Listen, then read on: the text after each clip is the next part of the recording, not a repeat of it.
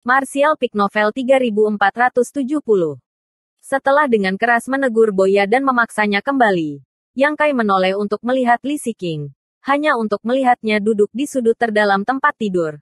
Tubuhnya meringkuk. Tangannya melingkari lututnya. Wajahnya pucat dan dipenuhi ketakutan. Wajah Yang Kai dipenuhi dengan ketidakberdayaan saat ekspresinya sedikit melunak.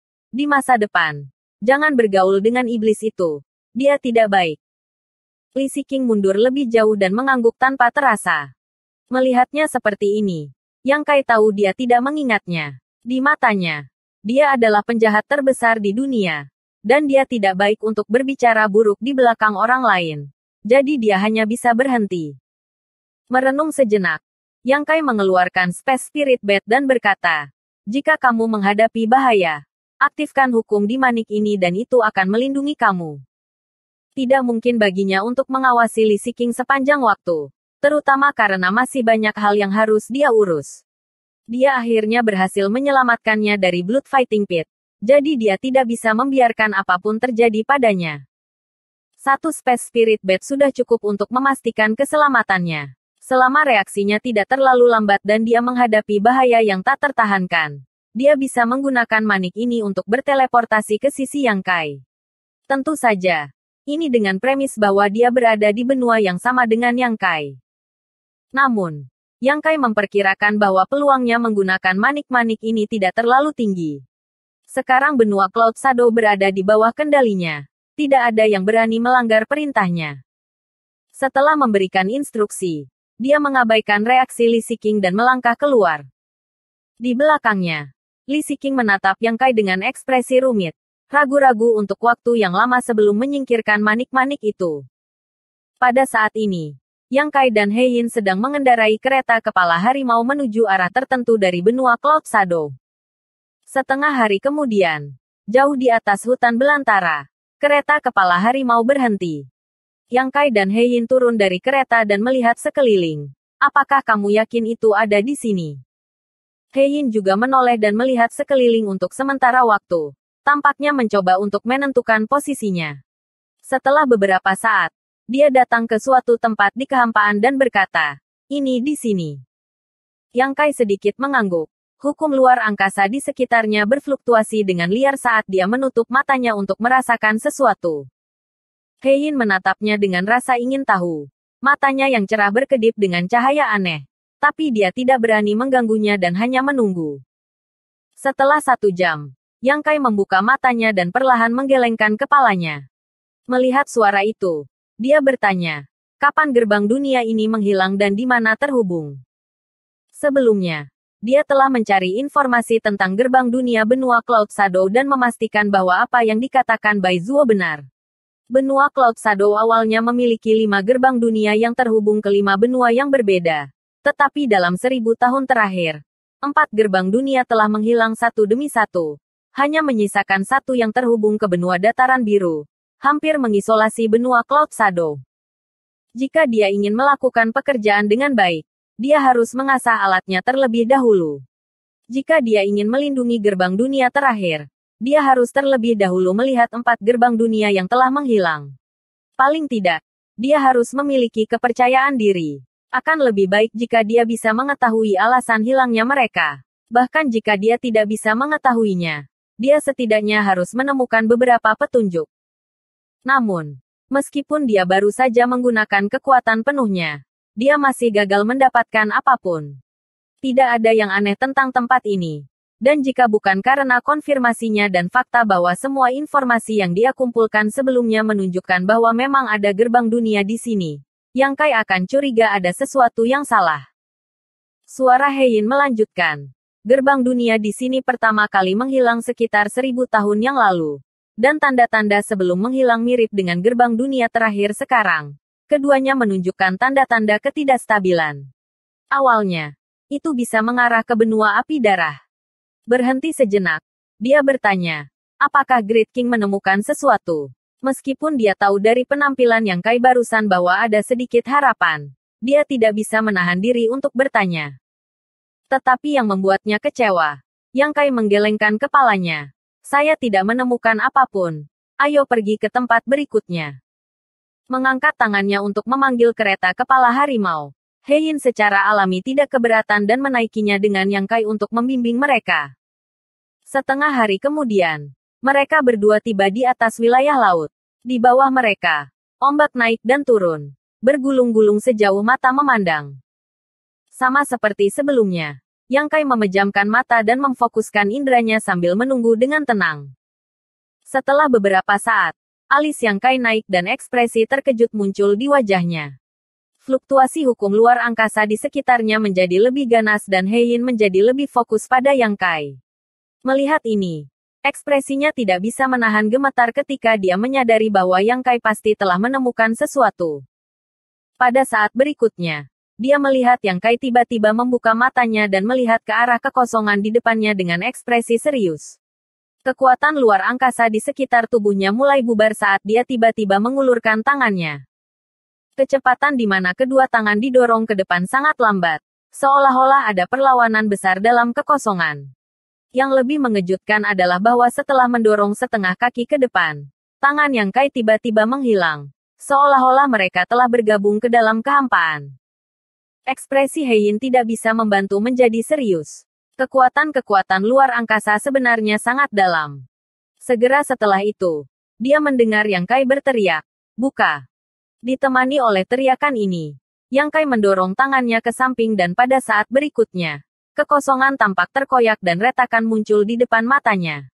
Retakan itu dipenuhi dengan kekosongan kacau yang tidak hanya menelan visinya tetapi juga divine sense-nya. Namun, suara Heiyin dipenuhi dengan kegembiraan saat dia memanggil, "Raja Agung." Yang Kai menutup telinga terhadap ini dan mengerahkan lebih banyak kekuatan, menyebabkan pakaiannya berkibar dan retakan di depannya melebar. Ketika sudah cukup bagi mereka berdua untuk melewatinya, Yang Kai tiba-tiba mengulurkan tangannya, meraih lengan Heiyin, dan membawanya ke celah. Dalam sekejap, keduanya menghilang. Heiyin merasa seolah-olah dunia berputar dan penglihatannya terganggu. Pada saat dia sadar kembali, dia sudah tiba di dunia yang berbeda. Menenangkan dirinya, dia menatap pemandangan yang sudah dikenalnya sebelum memanggil dengan penuh semangat, "Benua surga guntur." Gerbang dunia yang baru saja menghilang pada awalnya terhubung ke benua surga guntur. Heiyin telah tinggal di benua Cloud Shadow selama ribuan tahun. Dan ketika gerbang dunia tidak menghilang, dia sering datang ke benua surga guntur untuk melakukan bisnis. Secara alami, dia akrab dengan pemandangan pintu keluar ini. Tetapi sejak gerbang dunia menghilang, dia tidak pernah datang ke sini lagi. Tanpa diduga, suatu hari dia akan melihat pemandangan ini lagi. Untuk sementara waktu, dia dipenuhi dengan kepercayaan pada Yang Kai dan merasa bahwa tidak masuk akal bagi Saint Venerable untuk mengirimnya ke benua Cloud Shadow untuk melindungi gerbang dunia. Dengan metode seperti itu berarti dia akan dapat membuka gerbang dunia yang telah menghilang, memungkinkan benua Cloud Shadow tidak lagi diisolasi. "Jangan merayakan terlalu dini." Ekspresi Yang Kai acuh tak acuh saat dia menuangkan air dingin ke suaranya yang bersemangat. "Lihat ke belakangmu." Heiyin tertegun sejenak sebelum dengan cepat memutar kepalanya untuk melihat ke belakangnya. Hanya untuk menemukan bahwa Void Crack yang baru saja mereka lewati menutup dengan kecepatan yang terlihat dengan mata telanjang. Itu kemungkinan akan hilang dalam waktu kurang dari 10 napas. Kegembiraan dan antisipasi di hatinya tiba-tiba menghilang ketika dia bertanya dengan linglung, "Bagaimana ini bisa terjadi?" Yang Kai tidak bisa menahan tawa. Raja ini hanya mengikuti jejak yang ditinggalkan oleh gerbang dunia dan dengan paksa menerobos kehampaan untuk tiba di sini. Kedua benua ini memiliki hukum dunia mereka sendiri. Jadi secara alami, mereka dapat memperbaiki gangguan eksternal dan menstabilkan akarnya. Gerbang dunia itu, Yang Kai berkata, masih terlalu dini untuk mengatakan hal-hal ini. Tetapi itu tidak sepenuhnya tanpa harapan. Karena masih ada jejak hubungan antara dua benua. Ada jalan. Mari kita kembali dulu. Mengatakan demikian, dia berbalik dan merobek celah yang akan menutup lagi. Kembali dengan Heiyin. Sesaat kemudian, keduanya kembali ke benua Cloud Shadow. Melihat celah yang menutup dengan cepat, Heiyin menghela nafas dalam hatinya. Tetapi setelah pengalaman ini, dia melihat beberapa harapan. Setelah itu, mereka berdua berjalan menuju dua gerbang dunia lainnya dan dengan hati-hati memeriksanya. Setelah menghabiskan 2 hari menyelidiki dua tempat ini, suasana hati Yang Kai menjadi sedikit lebih baik. Karena kedua tempat ini mirip dengan gerbang dunia yang mengarah ke benua surga guntur. Masih ada beberapa jejak yang tertinggal. Cukup bagi Yang Kai untuk merobek ruang terbuka dan langsung pergi. Hanya gerbang dunia pertama yang mengarah ke benua api darah yang membuat Yang Kai agak tidak berdaya. Dengan kata lain, 3 dari 4 gerbang dunia yang telah menghilang masih memiliki harapan untuk muncul kembali. Tetapi yang pertama tidak memiliki harapan sama sekali. Ini membuat Yang Kai agak bingung. Berbicara secara logis, seharusnya tidak ada perbedaan besar antara 4 gerbang dunia yang telah menghilang. Jadi seharusnya situasinya sama. Tetapi tempat yang pertama kali dia selidiki berbeda. Hein, pikirkan baik-baik. Bagaimana keempat gerbang dunia ini berbeda? Terutama gerbang dunia yang terhubung ke benua api darah. Apa bedanya dengan 3 lainnya? Yang Kai tidak bisa mengerti. Lagi pula, dia hanya berada di sini untuk waktu yang singkat. Jadi dia hanya bisa bertanya pada Hein. Itulah sebabnya dia keluar dengan Hein. Waktu, Hein ragu-ragu sejenak sebelum menyarankan kemungkinan tebakan. Gerbang dunia pertama menghilang paling lama. Mungkinkah karena ini?